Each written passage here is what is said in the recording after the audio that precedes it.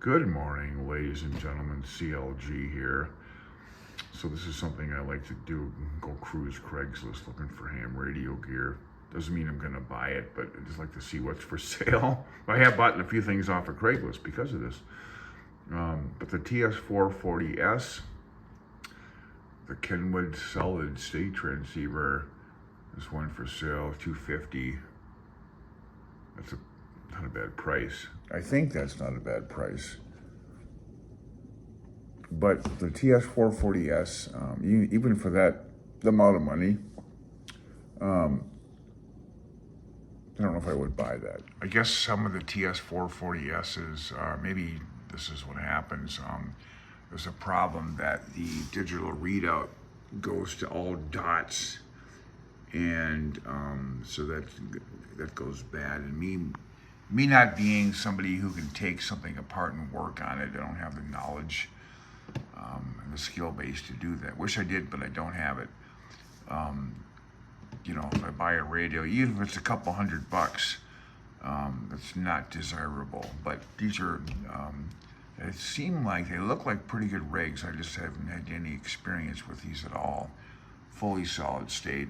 I am kind of looking for one more HF platform. But I think I'm going to just wait until I can get the one radio that I got my eyes on to finish off the HF lineup for rigs and equipment, because this is the last time I'm buying ham radio equipment. Just trying to put together the station piece by piece, you know, until it's good, and I'm almost there. But I don't know about the TS-440S. When I see other, you know, rigs coming up for sale on Craigslist or whatever, you know, it's like, oh, maybe I should get that instead and screw the radio I want to get. No, I have to kind of stick to, you know,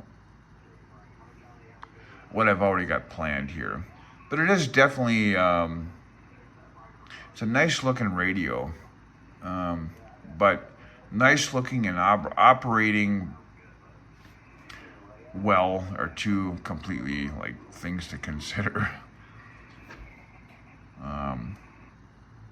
But I think that would probably be a radio of that size, like the ACO FT710.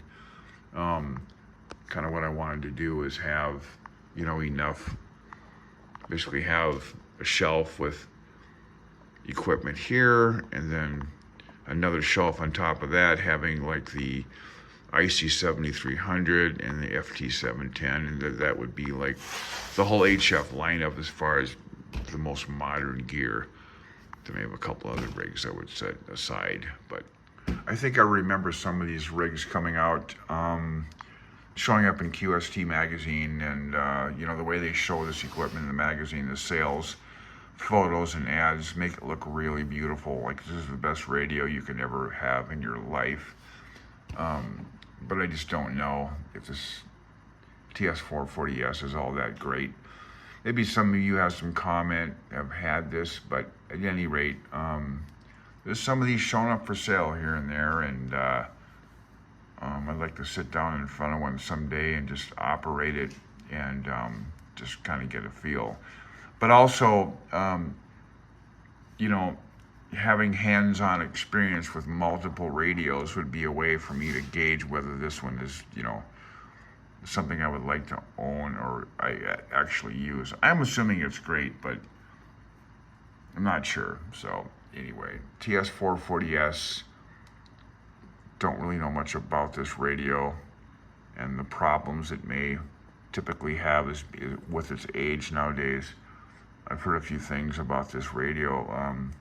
Maybe it's just a digital display going bad. I don't know, but not sure if I'd want to own one of these, but it definitely looks like a really nice radio, and I could be wrong.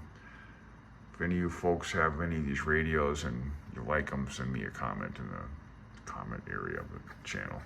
73 CLG.